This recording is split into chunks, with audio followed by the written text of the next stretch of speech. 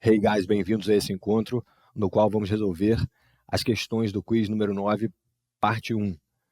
Bom, vamos soltar aqui então o quiz. Vamos lá. Choose the correct answer. Temos ali, né? Are there any onions or are there an onions? Bom, aqui a gente precisa perceber primeiro que o substantivo onion, que é cebola, aqui, está no plural. An, que é o que a gente vê aqui na opção B, é um artigo indefinido que indica um ou uma. Então, assim, já tem uma incongruência aqui de um artigo indefinido que necessariamente vai estar no singular. Os artigos indefinidos no inglês não vão para o plural, diferente do português. Então, aqui esse an onions, esquisito. E a letra A, que é a correta, are there any onions? N sendo usado aqui numa pergunta com a ideia de alguma. E a gente pode falar sobre isso quando a gente vem aqui e pergunta, né? Are there any onions? Veja que ele já traduziu ali, né? Tem cebola, podia ser tem alguma cebola. O fato é que, geralmente, quando a gente pensa essa ideia de tem alguma cebola, tem alguma cadeira, tem algum livro, a gente pensa no substantivo no singular. E no inglês, por esse substantivo ser contável, como é o caso de onions, o que vai acontecer é que depois do N, se a gente usa um substantivo contável, ele necessariamente vai vir no plural. Então, se eu quero perguntar, por exemplo, tem alguma cadeira na sua casa? Eu venho aqui e digo, né? Are there any chairs in your house? E olha o que ele já fez aqui. Há alguma cadeira. Ele trouxe para o singular. E se a gente inverter, vai acontecer a mesma coisa. Aqui ele pegou, tem uma cadeira. Foi o que ele fez aqui no inglês. Deixa eu botar aqui tem alguma cadeira. Ele veio aqui, você tem, né? Fez, do you have any chairs? E olha o que ele fez. Botou o chairs ali no plural, porque é um substantivo contável, depois do N vai aparecer no plural. Portanto, a resposta correta aqui, letra A. Are there any onions? Tem alguma cebola? Vamos soltar e ver a resposta. And that's it. Let's move on to the next one. Muito bem. There is a butter in the fridge and there is some butter in the fridge. Percebam que a diferença da A para B é a presença do artigo indefinido aqui na A butter, como se fosse uma manteiga, e aqui some butter. Qual a linha de raciocínio aqui? Butter é um substantivo considerado não contável. Você pode até contar um tablete de manteiga, lá gramas de manteiga.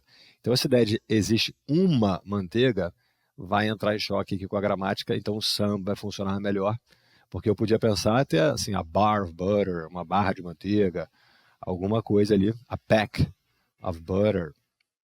Mas, não sendo esse o caso, a gente não vai com a unidade, vai botar o some, e exatamente por ser um substantivo não contável, ele vai aparecer no singular aqui. There is some butter, o verbo também aqui no singular, né? There is some butter in the fridge. Como se fosse ter um pouco de manteiga na geladeira. Você não está pensando na unidade, você está pensando na quantidade da substância. Portanto, resposta letra B. And that's it. Vamos ver a próxima.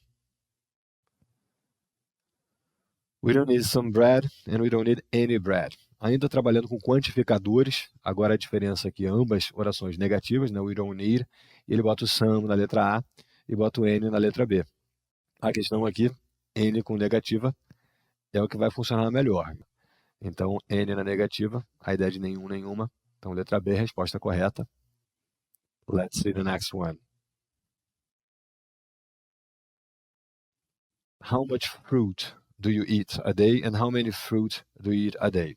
Bom, primeira coisa aqui, how many com substantivo no singular seria impossível, né? Porque how many quer saber a quantidade de coisas contáveis. Então, se fruit fosse considerado um substantivo contável, certamente ele deveria estar aqui com how many fruits, com a ideia de quantas frutas. Mas no inglês, quando você pensa fruta assim como alimentação, né, no café da manhã, você tem a ideia de qual a quantidade de fruta. Você não está pensando na unidade. Então, fruit, muito comumente com a ideia de quantidade e não de diversidade, né? Diferentes tipos de frutas. Aí é outra história. Mas quando a gente pensa na quantidade, comumente é considerado um substantivo não contável no inglês, o que significa que quando você aumenta a quantidade, não vai para o plural. Como se fosse eu como muita fruta ou pouca fruta, pensando na quantidade da substância, que foi um pouco o pensamento que a gente teve com butter, com a manteiga ali atrás. Portanto, how much fruit do you eat a day?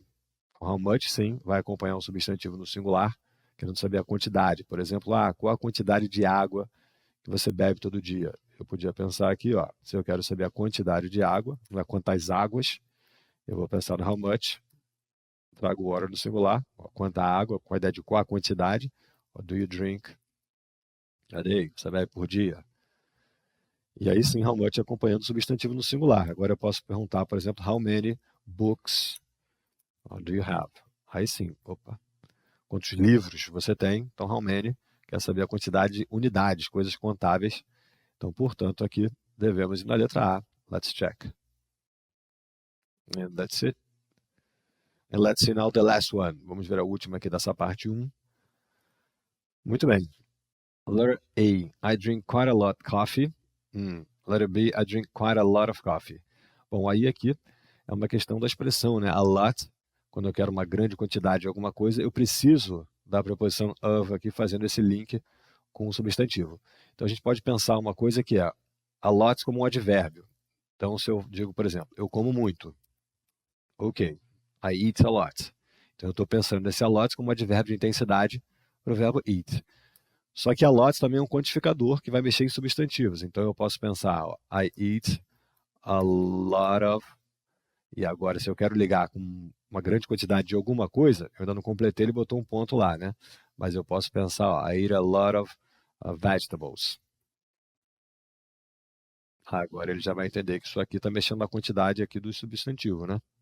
No caso são os vegetais, que é contável, portanto deve ir no plural. Mas se eu pensasse em fruta, como a gente acabou de ver, ó, I eat a lot of fruit, e olha o que ele fez aqui no português. Mas isso aqui também poderia ser traduzido como eu como uma grande quantidade de fruta. Então a gente também enxerga a fruta como não contável em determinadas situações, né? Ou seja, não passível de unidade, 1, 2, 3, 4. Então aqui eu preciso dessa preposição of ligando o a lot com o substantivo coffee. Portanto, resposta correta, letra B. I drink quite a lot of coffee.